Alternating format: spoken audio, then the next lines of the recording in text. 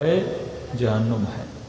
लेकिन इसके बजाय कि मुसलमान फार्मूलों को लेता, उसने ज़वाहिर को ले लिया।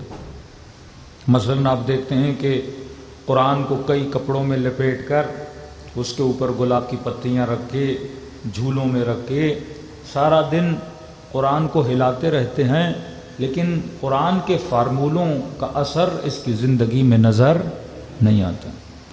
इसी तरह मुसलमान शख्सियत परस बना, नबी की जूती उठाएगा, नबी का नाम लेगा, नबी का मीलाद कराएगा, ये सब चीज़ें सही हैं, लेकिन सवाल ये है कि आपने रसूल की ज़िंदगी से कौन से फार्मूले लिए। यही रंग हमें काफ़ी शियों में, अक्सर में नहीं, बहुत सारों में ये रंग नज़र आता है कि वो ज़वाहिर परस बन गए। नारे बहुत अच्छे मारेगा, अमीरुल मोमिनीन की कोई चीज़ अगर नजब से आ जाए उसके पीछे जाएगा, लेकिन ये कि मैंने अमीरुल मोमिनीन की ज़िंदगी से, अली के फार्मूलों से मुझे क्या हासिल हुआ, क्योंकि उसका असर मेरी ज़िंदगी में है। मैं सिर्फ अपने बच्चों को किस्से पढ़ाऊँ, कहानियाँ पढ़ाऊँ, सवाल यह है कि उन कहानियों से मुझे क्या मिल रहा है। हाँ भाई, कौम लूत वालों ने वो किया था, बनी इसराइल ने ये किया था, नूह की कौम ने ये किया, अब मैं पढ़ता रहूँ नूह वालों ने ये किया, बनी इसराइल ने ये किया, ये सारे किस्से पढ़ूं, लेकिन उन किस्सों से मुझे क्या मिला। असलन इस कुरान का प्रैक्टिकली मेरी ज़िंदगी में क्या असर है। अगर असर है तो कुरान मुफीद है, अगर असर नहीं तो कुरान मेरे लिए मुफीद नहीं है। तो मैंने इन चीज़ों को देखना है कि वाक़अन एक चीज़ मेरी ज़िंदगी में इन्वॉल्व कितनी है, असर कितना डालती है। जितनी तारीख़ी शख्सियतें हैं, वो चाहे अंबिया हों, वो चाहे इमाम हों, वो चाहे असहाब हों, अगर उन शख्सियतों का मेरी ज़िंदगी में कोई असर नहीं तो उस शख्सियत का कोई फ़ायदा नहीं है।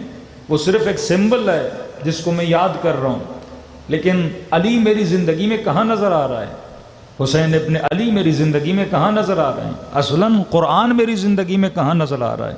अगर नज़र आ रहा है तो उस कुरान का मेरे लिए कोई फ़ायदा है। वैसे बज़ाते खुद कुरान हुदन लिल मुत्तकीन है, तिब्यानन लिकुल्लि शै है, लेकिन मेरी ज़िंदगी में अगर उसका असर नज़र न आए तो मेरे लिए तो कोई फ़ायदा न हुआ ना।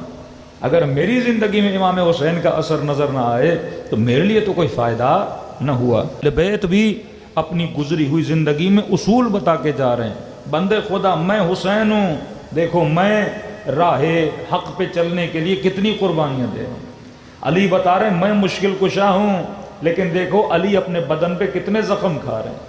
मैं मुश्किल कुशा हूँ, फातेह खैबर और फातेह खंदक हूँ, लेकिन देखो मेरे घर पे हमला हो रहा है, अली किस तरह सब्र कर रहा है। अब्बास कहते हैं मैं कितना बड़ा जंगजू हूँ, लेकिन जब तक हुसैन की इजाज़त नहीं मेरी तलवार नयाम से नहीं निकल रही। एक ही रास्ता है और वो है सिराते मुस्तकीम।